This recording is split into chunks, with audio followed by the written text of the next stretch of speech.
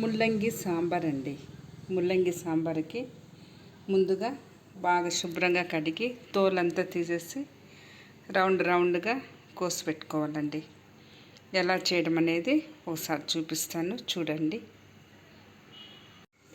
ఇట్లా తోలు పైన అంతా తీసేసి ఇప్పుడు రౌండ్గా మళ్ళీ ఇంకొకసారి కడుక్కోవాలన్నమాట. ఒక గిన్నెలో వేసుకోవాలి. ఇట్లా రౌండ్గా కట్ చేసి పెట్టుకోవాలి. ఇప్పుడు ఎలా చేయడం చూపిస్తానండి.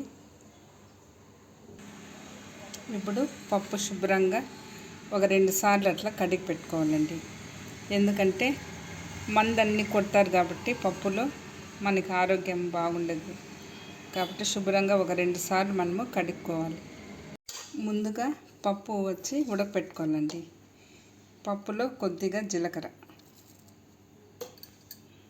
కొంచెము పసుపు వేసుకోవాలి. ఒక 1/4 టీ స్పూన్ పసుపు, కొంచెము ఇంగువ పొడి, కొద్దిగా నూనె వేస్తే త్వరగా ఉడికిపోతుంది. ఇప్పుడు ఇవి ముందుగా ఉడకపెట్టుకోవాలి ఒక 2 విజిల్ అయ్యేలాగా.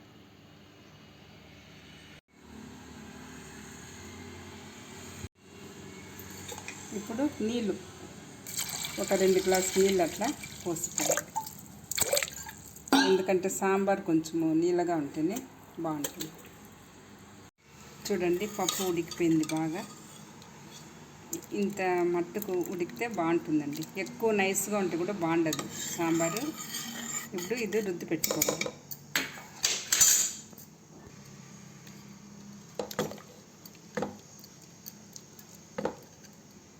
ఇప్పుడు ఈ సాంబార్లో ముల్లంగి, ఒక చిన్న ఎర్రగడ్డ, ఒక 2 టమాటా పండ్లు, కరివేపాకు, కొత్తిమీర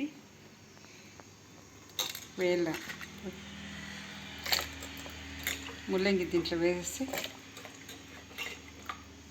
1/2 కేజీ ముల్లంగి అండి. మీ ఇష్టం, మీకు ఎంత కావాలన్నా అంత వేసుకోండి.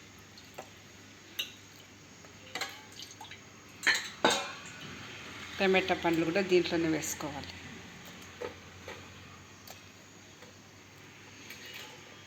ఎర్రగడ్డలు, కొద్దిగా కరివేపాకు, కొత్తిమీర కొద్దిగా. ఇప్పుడు కారం పొడి, 1 స్పూన్ కారం పొడి. మీ ఇష్టం అండి, కారం మీకు ఎంత అవసరమో అంత వేసుకోండి. 1 స్పూన్, 1.25 స్పూన్ వచ్చి ధనియాల పొడి, తగినంత ఉప్పు.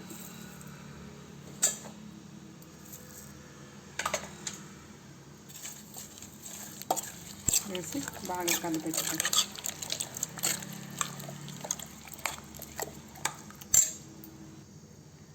ఇప్పుడు దీంట్లోనే కొద్దిగా చింతపండు, కొద్దిగా ఒక చిన్న లెమన్ ఎంత దీంట్లో వేసుకోవాలి.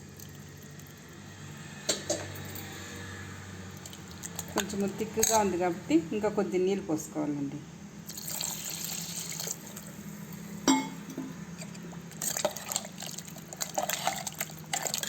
కలిపేసి ఒకే ఒక విజిల్కి ఉడికిపోతుంది. మళ్ళీ ఇంకా తాలింపు పెట్టుకోవాలి. ఇప్పుడు చూడండి, ఉడికిపోయింది, బాగా ఉడికిపోయింది. ఒకే ఒక విజిల్ వేస్తే చాలండి, ఉడికిపోతుంది. ఇప్పుడు ఇది తాలింపు పెట్టుకోవాలన్నమాట. ఇప్పుడు కడాయిలో కొద్దిగా నూనె పోసుకోవాలి తాలింపుకి. ఇప్పుడు ఒక ఎర్రగడ్డ, కరివేపాకు, ఒకే ఒక ఎండుమిరపకాయ తాలింపుకి. ఇప్పుడు ఆవాలు వేసి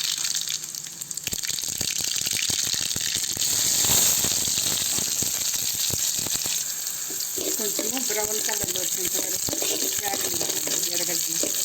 అప్పుడుగా సాంబార్ కానీ పప్పు కానీ బ్రౌన్గా ఎర్రగడ్డలు మనము వేయించితేనే రుచి అనేది బాగుంటుంది.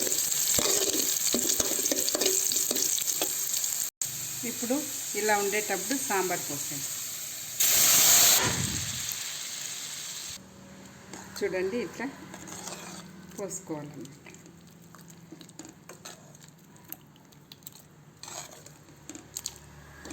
ఒకసారి చేసి చూడండి ఎలా ఉన్నదనేసి. బాగుంటుందండి. ఇలా చేసి చూడండి ఒకసారి ఇలా చేసి చూడండి ఎలా ఉన్నది. ఒకసారి కామెంట్ చేయండి, లైక్ చేయండి, సబ్స్క్రైబ్ చేయండి. చాలామంది చూస్తున్నారు కానీ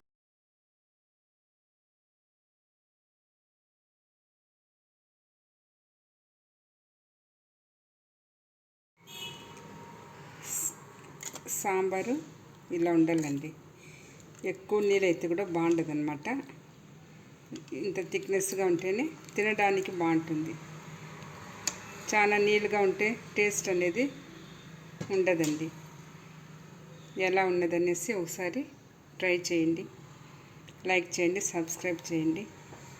థ్యాంక్స్ అండి.